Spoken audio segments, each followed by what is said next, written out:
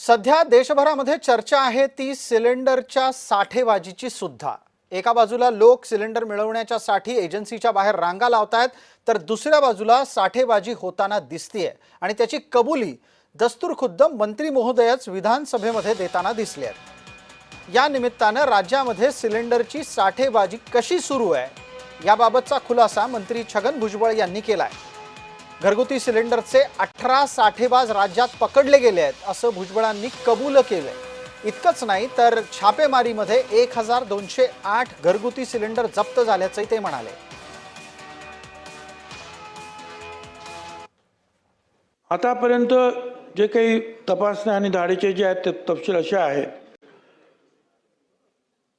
तपासण्या आणि धाडीची संख्या घरगुती गॅसच्या संदर्भात 2129, जप्त सिलेंडर्स जे आहेत 1208, जप्त मालाचे मूल्य जे आहे 33,66,411, दाखल केलेले गुन्हे आहेत 23 आणि 18 व्यक्तींना अटक करण्यात आलेले आहे।